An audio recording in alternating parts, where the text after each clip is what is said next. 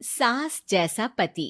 कई औरतों की ख्वाहिश होती है कि वो सिर्फ अपने पति के साथ रहे, क्योंकि सास की झिक झिक किसे पसंद है। एकता की सास साथ नहीं रहती, सिर्फ पति और वो। लेकिन क्या है एकता की जिंदगी बिना सास के? देखिए। अरे, अरे एकता, क्या है? रोज लेट उठती हो। कभी तो वक्त पर उठा करो। हाँ लेकिन उठना क्यों है वक्त पर? 8 बजे तो उठ जाती हूँ मैं। देखो एकता, ये नहीं चलेगा। सुबह 6 बजे उठा करो। खाने में थोड़ी वैरायटी बनाओ और घर को साफ सुथरा रखो ना। अरे अरे अरे, जो मुंह में आ रहा है बोले जा रहे हो। क्या मेरा घर गंदा रहता है? कितना साफ रखती हूँ। खाने में भी हमेशा मैंने अच्छी चीजें बनाई हैं। अब फिर ये 6 बजे उठने की जिद क्यों? देखो, मैं नहीं जानता। बस 7 बजे तक घर के मंदिर में दिया जल जाना चाहिए। एकता बेचारी करती भी क्या, पति की बात माननी भी तो जरूरी होती है। एक दिन एकता सुबह पूजा करके पति को प्रसाद देने कमरे में जाती है, तो पति अपनी माँ से फोन पर बात कर रहा है। हाँ माँ, मैंने तो साफ बोल दिया। सुबह 6 बजे उठना है, नहा कर ही किचन में जाना है और 7 बजे तक मंदिर में दिया जल जाना चाहिए। आ रही होगी चाय लेकर। चलिए मैं रखता हूँ माँ, बाय। बेचारी एकता ने पति का ये रूप तो सोचा ही नहीं था। वो पति से कहती है, सुनिए, अब सारा काम हो चुका है घर पर, क्या करूं? मुझे कुछ देर के लिए मेरी सहेली सौम्या उसके घर छोड़ दीजिए। अरे कैसी बात करती हो कि घर पर कुछ काम करने को नहीं है? होली आ रही है, बाजार से आलू ले आओ, पापड़ बनाओ, नमकीन बनाओ, दही बड़े बनाओ। सब कुछ आज ही बनाना है? अरे अब मन कर रहा है कि सहेली के घर जाऊं तो जाऊंगी ना मैं। आप नहीं ले जाएंगे तो कैब से चली जाऊंगी। अरे अरे, ये क्या बात होती है? चलो ले जाता हूँ तुम्हें। तैयार हो जाओ जल्दी से। कैब की धमकी तो ऐसे दे रही हो जैसे माँ ने दरवाजे में कैब खड़ी कर रखी हो, विथ ड्राइवर। बढ़िया आई कैब वाली। हाय रे एकता की किस्मत। वो सोचती है कि सास साथ नहीं है, लेकिन पति के हाव भाव किसी अक्कड़ू सास से कम ही नहीं है। पति एकता को सहेली के घर छोड़कर कहता है, अच्छा सुनो, वक्त पर घर चली जाना और शाम को गर्मा गर्म पुलाव खाऊंगा मैं। बनाकर पहले ही मत रख देना। और हाँ, रायता भी बना लेना। हाँ जी हाँ, फिलहाल क्या मैं अंदर जा सकती हूँ? नाश्ता पेट भर करा दिया, दोपहर का खाना भी पैक कर दिया। पहले जो खाया है उसे तो पचा लो, दिन का खा लो, अभी से रात के खाने की चिंता में बाल न जड़ जाए कहीं। पति को एकता की बात पर गुस्सा तो बहुत आता है, लेकिन ऑफिस में देरी के कारण वो कुछ नहीं कहता। एकता सहेली के पास जाती है, जहां सास बहू बैठकर गप्पे लड़ा रही होती है।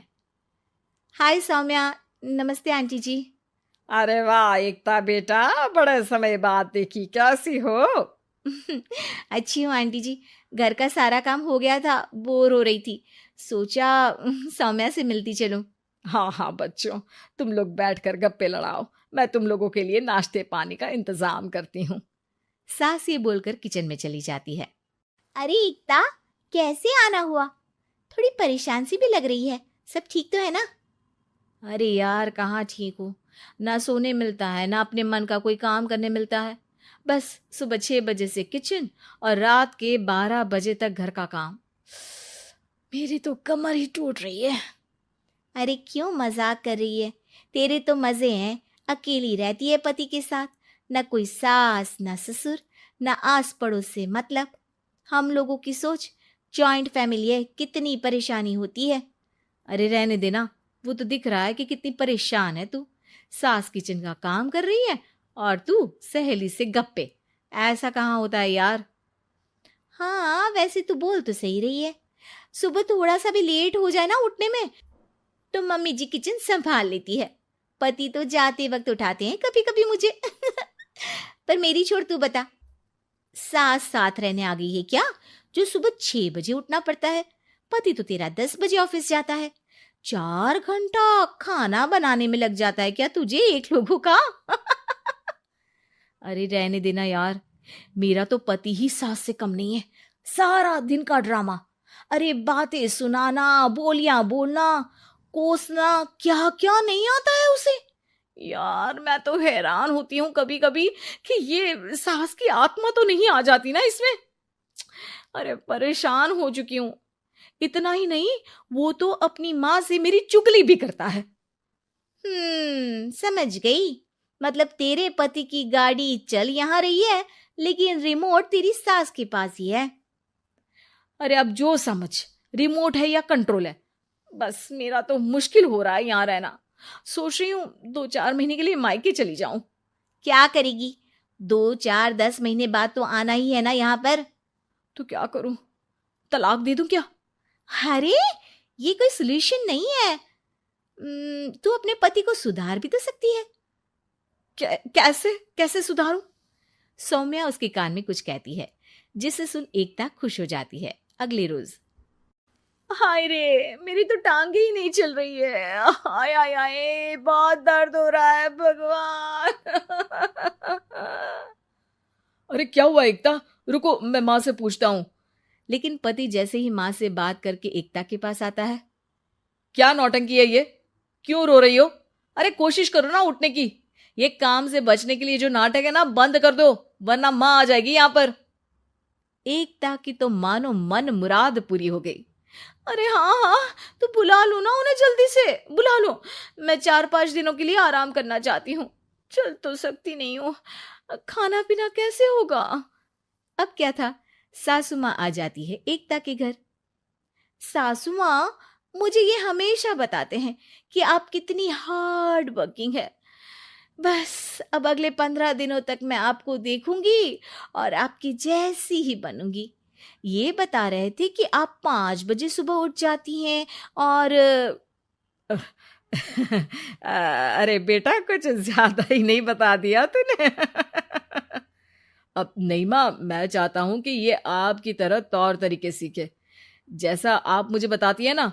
मैं तो हमेशा हॉस्टल में रहा, कभी देखा भी नहीं आपको, लेकिन मैं चाहता हूं कि एकता पूरी आपकी कॉपी बने, घर गृहस्थी आप ही की तरह संभाले। हैं?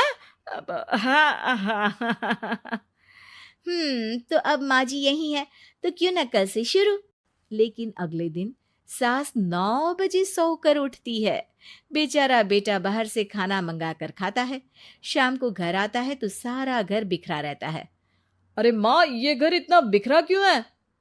अरे वो बेटा, आज वक्त ही नहीं मिला किचन से।